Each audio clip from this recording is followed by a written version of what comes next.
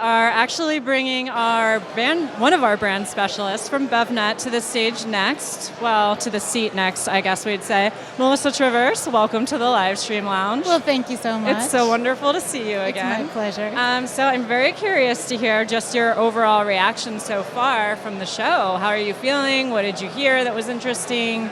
Yeah, I mean, it really is amazing. We've worked for the last, bunch of months getting this thing together and working with all of the brands and service providers and suppliers to come together and do this thing.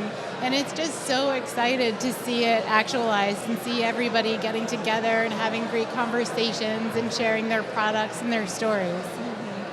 That's great. Yeah, it seems like the networking aspect is really key for a lot of these brands. There is some serious networking going on in there. It is no joke. Serious. You heard it here.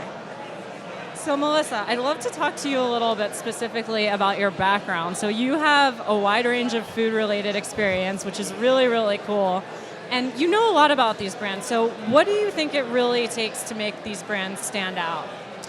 Yeah, I mean, well, first of all, just getting to the place where you're on the shelf is a big deal. So there are so many hurdles that you have to cross and so many people that you have to work with to make that happen.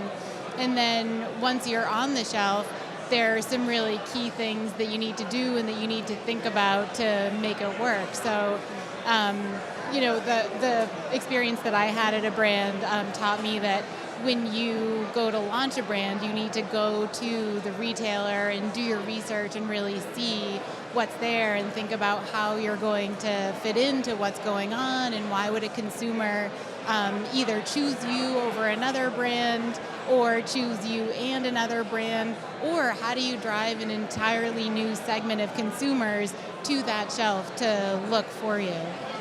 So, and then of course, once you're on the shelf, I think it's something like 60% of the decisions that consumers make are at the shelf.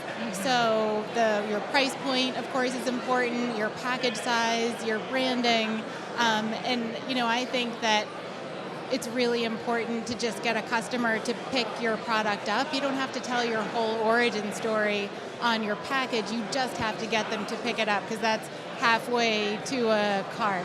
So just getting a consumer to pick the product up and to look at it is half the battle.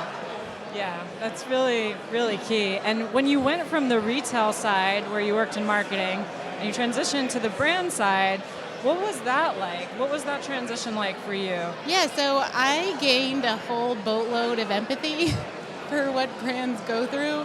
I knew about a lot of the challenges, but experiencing them really made me understand deeply how difficult it is to have a brand.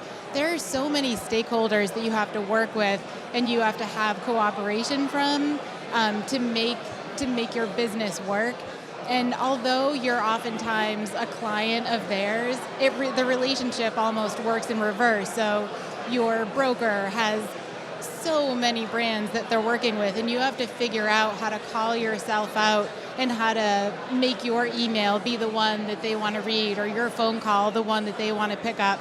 And I think a real key to that is, it sounds simple, but positivity. It can be so frustrating, like doing what all these people are doing, but when everything goes wrong and you have to make that call, you have to approach it from a positive standpoint so that the next time you have a problem, they pick up your call again. Yeah, absolutely. That's always key advice, is to stay positive. It's simple, right? but you would think that it's simple, but it really is. You have to keep your cool. Yeah, definitely. Well, Melissa, thank you so much for joining us on the live stream. It was wonderful talking with you. And that's it for today's Livestream Studio.